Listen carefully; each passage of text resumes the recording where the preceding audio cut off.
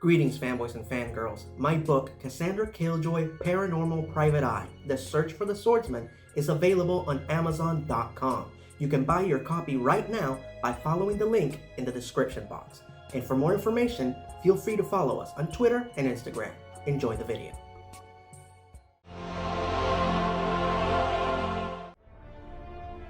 The battle against mutant depression continues. But even in the darkest times, we at least had the X-Men.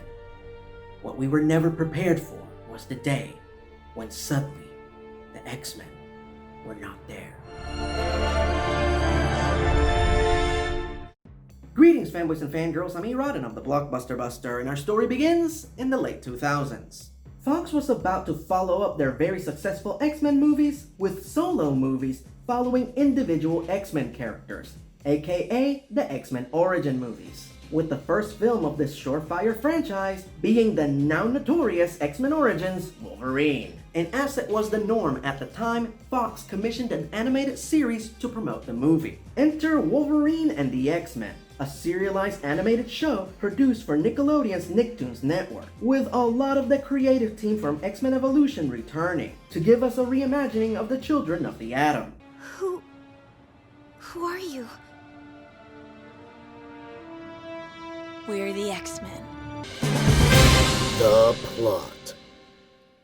The show takes place in a world extremely similar to the Fox X-Men universe, with most of the characters having similar dynamics as their cinematic counterparts, with one big difference. On a bright sunny day at the Xavier Institute for the Gifted, the X-Men are ambushed and attacked, and in the aftermath, the mansion is once again destroyed, and Professor Xavier and Jean Grey are missing and presumed dead. So the team disbands. 1 year later, mutant depression has gotten worse, with Senator Kelly campaigning for mutants to be registered and depowered, and the MRD, the Mutant Response Division, hunting down and incarcerating mutants indiscriminately. So Wolverine takes it upon himself to reassemble the X-Men, which is easier said than done, as the team has scattered to the winds. But eventually, the political climate gets so heated that they have no choice but to reassemble and get back to work, which is very fortunate, as almost immediately they find Professor Xavier. But that's where the good news ends, as the good professor is in a coma, one that will last for 20 years. And when he wakes up, he will do so in a post-apocalyptic future ruled by Sentinels, mutant hunting robots. So Xavier mentally projects his consciousness to his past self via Cerebro, feeding historical information to his X-Men, in hopes that they will be able to prevent the insidiously dark future that he is living in. Only as a team do you stand a chance. Only together can you change the course of the future. And you, Logan, you must lead them. Character design and animation. The show was achieved via a joint venture between Toons Animation India and First Serve International, and the animation is stellar. Some of the best sequences the franchise has ever had.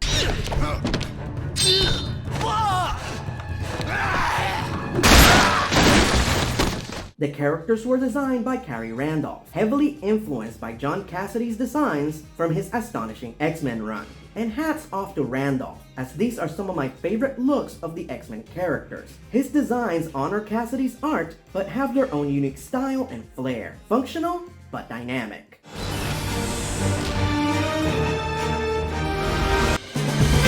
Cast and characters. Okay, we have a ton of characters to talk about, so I want to jump into this as quickly as possible. I do want to very briefly mention Colossus, who pops up in the first episode and then he's absent for the rest of the show. That was irritating. My favorite thing about this show is that it blurs the line between good and evil. Nobody's 100% the bad guy, except for one character, Master Mole, the machine that manufactures the Sentinels. But ultimately, it's just a dumb machine following some very flawed programming. When it comes to the organic characters, however, their evil status is a bit murkier. Raven Darkholme, codename Mystique, power, shapeshifting, played by Tamara Bernier. Unfortunately, just like in the movies that came before this show, Mystique was relegated to being Magneto's hench girl. A really cool hench girl, but a hench girl nonetheless. Now in this show, they did introduce a subplot in which her and Wolverine were romantically involved before Wolverine lost his memories. Unfortunately, the show was cancelled before we saw that story come to fruition, which is a damn shame. I got away, but only because the man I loved gave his life to get me out. Nathaniel Essex, codename Mr. Sinister. Power, cell regeneration, and manipulation.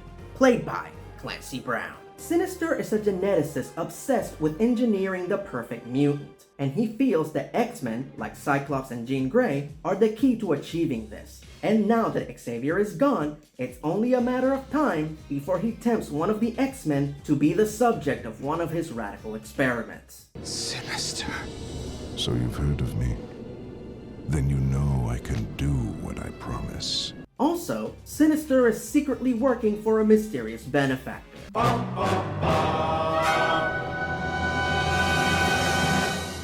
Eric Lensher, codename Magneto. Power, magnetism. Played by Tom Kane.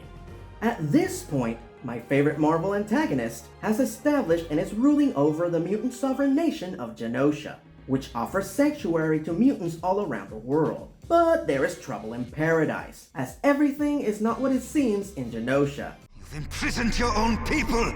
Imprisoned is such a harsh word, Nightcrawler. They are being detained. Also, I have a bone to pick with the way that Magneto is portrayed in this show, but I'll get to that when I talk about the season as a whole. Senator Robert Kelly, played by Richard Doyle. In spite of all of his faults, Kelly is not evil, he's just scared. Mutants are too powerful, and something should be done. Unfortunately, his solutions to this dilemma are way too erratic, using the MRD as his private army and commissioning the creation of the Sentinels. The cool thing is that eventually he sees the error of his ways, but at that point, it might just be too late. Wait! Wait!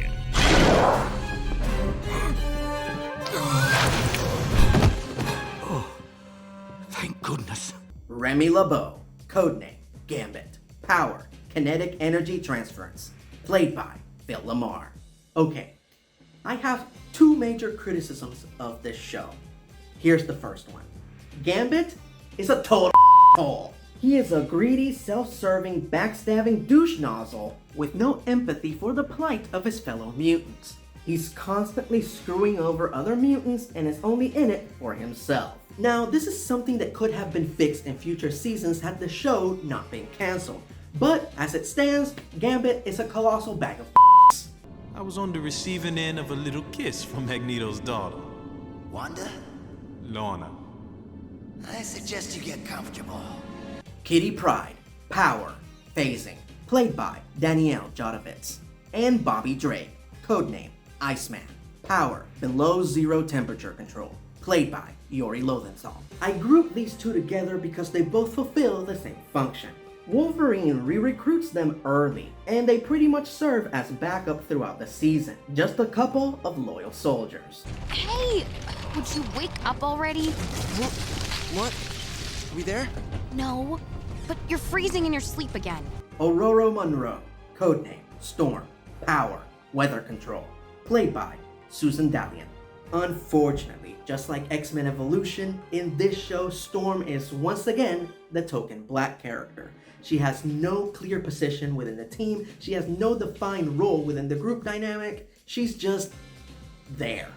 Only one episode focuses on her, and in it, she's just a damsel in distress. Later, it is implied that she might just have a romantic relationship with Angel, which would have been interesting, but that goes absolutely nowhere. For the rest of the show, she's just very beautiful window dressing. And all I have to say is thank God for X-Men 97 for giving the Queen her crown back.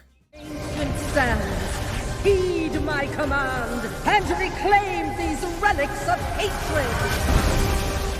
Daniel Lonefeather, codename Forge, Power, high-level technological engineering prowess, played by Roger Craig Smith. Alright, it's time to address this show's most notorious change. Forge is supposed to be a badass Native American warrior who's also a technological genius. You know, the best of both worlds. In this show, however, while he might still be a genius, he's not any of those other things. He's not a badass, he's not a warrior, and he doesn't seem to be Native American. He just looks and sounds like your average dorky white guy. In fact, he looks a lot like Tom Green. With that said, I will admit that the character is not bad. He serves as a good audience surrogate, and he supplies much needed comic relief in an otherwise very grim show. It's just such a shame that they had to sacrifice such a unique character of color and give us a generic one in his place. Here, don't let this touch anything. Warren Worthington III, codename Angel, Power, Flight, played by Liam O'Brien. Now that Xavier is gone and his massive wealth went with him, seriously, did he not write a will? It is Warren who is bankrolling the X-Men with his family's money. But there's a twist. Warren's father is an anti-mutant activist and Senator Kelly's #1 contributor. So for that reason, Angel can't fully rejoin the X-Men, as his father would cut him off and he would no longer be able to fund the team. Oh, and it gets worse. Angel ends up significantly injured at the hands of the MRD, and he is so desperate to regain his flight that he is the first one to defect to Sinister's side. Will they be the same? They'll be glorious.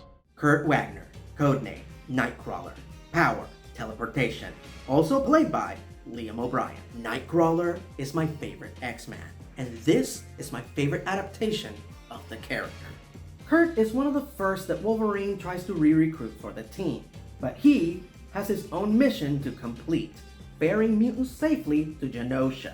And eventually, he makes it a point to check out the island himself, and is the first X-Man to discover that things are not what they seem.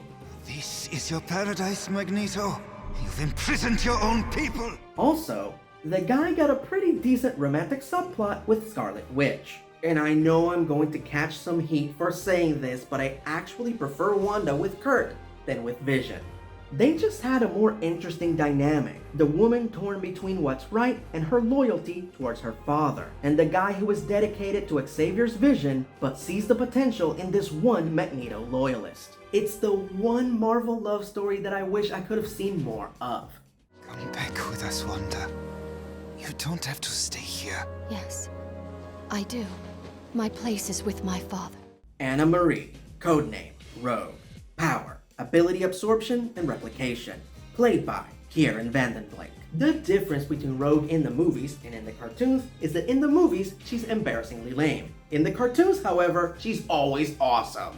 We've seen Southern Bombshell Rogue, we've seen Goth Rogue, now say hello to anti-establishment Punk Rogue. Desperate to continue the fight against mutant oppression after the X-Men disbanded, Rogue joins the Brotherhood, whose hearts are in the right place, but their methods leave little to be desired. And while her defection leads to her former teammates labeling her as a traitor, in reality, Rogue is actually using the Brotherhood to spy on Magneto and find out what is the mutant radical's next move in his potential war against humanity.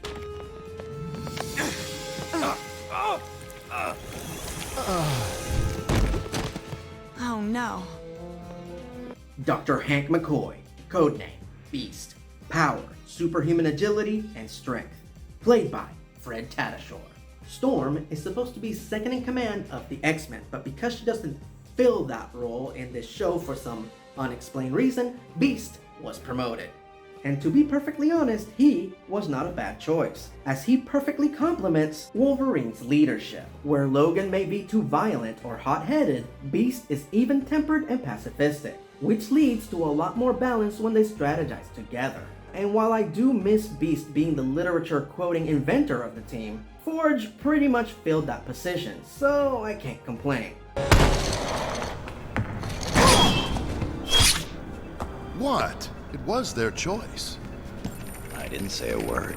Scott Summers, codename Cyclops, Power, Optic Blast, played by Nolan North. This is definitely the most fascinating character change in the series. With Xavier and Jean missing, Cyclops loses all motivation to continue the mission and becomes a reclusive, violent loner. Yes, Cyclops and Wolverine literally switch roles. Thankfully, The moment that he finds out that Xavier is still alive, he suits up again. But it's not until they start getting messages from the future that he becomes more committed. But then, he has a relapse. When he thinks he found evidence that Jean is still alive, which makes Scott even more erratic than before, to the point that he is inevitably faced with a choice: stay loyal to the X-Men, or continue his one-man crusade to find the love of his life. This guy knows where Jean is. Emma Frost, codename White Queen, power, telepathy, and retractable diamond epidermis, played by Carrie Walgren. With Gambit not being an official part of the team in this show, Emma takes his place as the wild card. Now that Xavier is in a coma and Jean is presumed dead, the X-Men are left without a telepath to operate Cerebro. And because beggars can't be choosers, our heroes are left with no choice but to accept former nemesis Emma Frost as their new resident telepath. Frost is a former member of the Hellfire Club, a society of powerful mutants who only recruit other high-level mutants to help them maintain their wealth and status. However, now Emma claims to have turned a new leaf. She unsuccessfully tried to start her own academy for young gifted mutants and now wants to join the X-Men, something that makes Wolverine very suspicious, no matter how useful she might be. Wolverine's more desperate than I thought. And she is temporary. Charles Xavier, codename Professor X, power, telepathy, and mind control, played by Jim Ward. This is the most fascinating and awesome use of Charles Xavier in any of the X-Men adaptations. While his X-Men are in the past fighting mutant oppression, Xavier is in the future fighting for the survival of all organic life, equipped with a pair of cybernetic leg braces and a whole new team of X-Men. It's basically X-Men meets Mad Max, with a genius pacifist at the center of it, and the most unique and cool story arc in the series. Logan, if they can adapt to fight like us, we may very well lose this war. Logan, codename Wolverine, power, healing factor, played by Steve Blum. While I deeply appreciate every single actor who has ever played Wolverine, especially Cal Dodd for blazing the trail, in my humble opinion, Steve Blum is the definitive voice. This particular version of Wolverine, however, is further removed from the grumpy old man from the comics and previous cartoons, and a lot closer to the Hugh Jackman version from the movies. He's taller, younger, and more level-headed, and a lot more fit to lead. And honestly, Wolverine being the leader of the team was the main reason why I was very hesitant to check out the show when it first premiered, because I feel that Wolverine works better as a supporting character than a lead.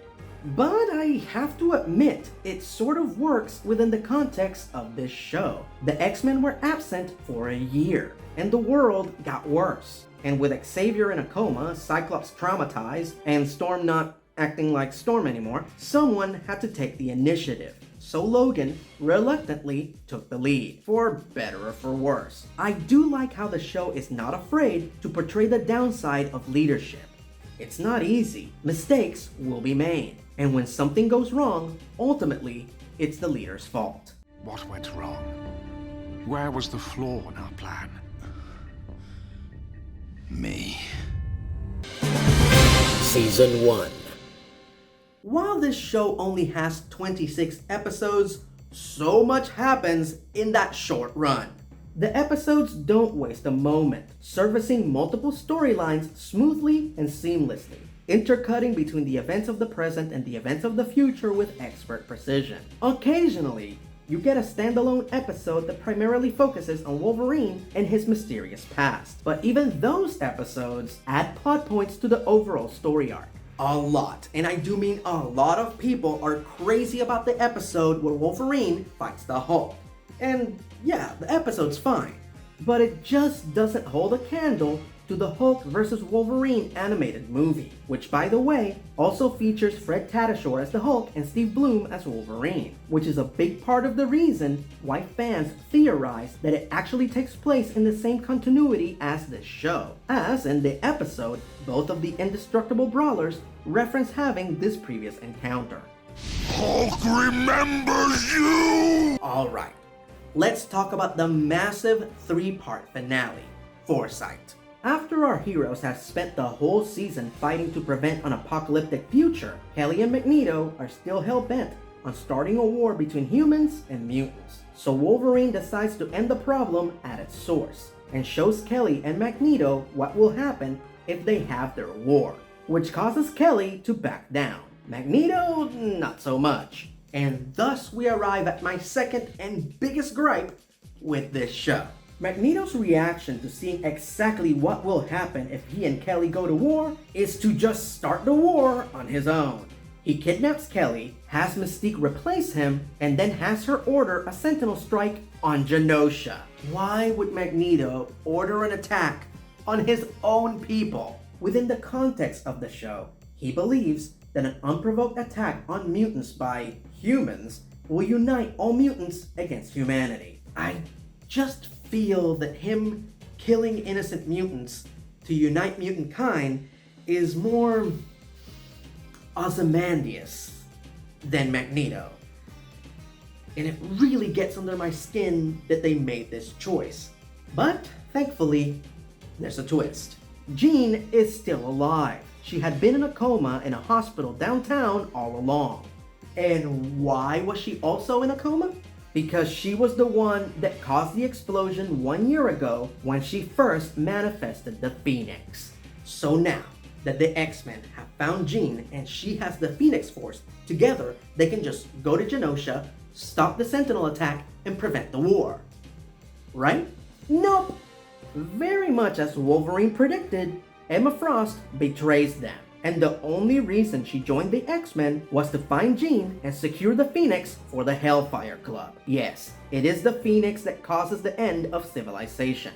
Not Magneto, not Kelly, not the war. How will the X-Men stop the Phoenix and save the future? I dare not spoil it here, as it is one of the most spectacular finales out of all the X-Men shows. Charles, what is it? Logan, you have to trust. Wait, say it again. I can't understand you. And now for the million-dollar question. If this show was so awesome, why was it canceled after just one season? Well, it all started with Disney buying the TV rights to the Marvel properties, which at the time also included Spectacular Spider-Man and Wolverine and the X-Men. However, Spectacular Spider-Man did get a second season under the Disney banner, so how come Wolverine and the X-Men didn't get the same? In 2010, a second season of Wolverine and the X-Men was announced at Comic-Con, one that would have featured Apocalypse as the main villain, and would have included appearances by Colossus, Cable, Deadpool, and Magic. But shortly after that, production came to a halt due to financial problems with one of their financial partners, and Disney had no interest in financing a show they didn't create for a network they didn't own. So Wolverine and the X-Men came to an abrupt end. Final verdict. Now, X-Men 97 might change this in a couple of weeks, but for now, Wolverine and the X-Men is my all-time favorite X-Men adaptation. This show took these characters in new and interesting directions, giving them new roles, new dynamics, and all new alliances. It embraced the serialized storytelling nature of comics, and it took the battle against intolerance and oppression to new heights. 10 points on the badassitude meter. Stay out of the danger room, be careful what you think around Emma, and give it a watch. Until next time, I'm Erod, and I'm the Blockbuster Buster.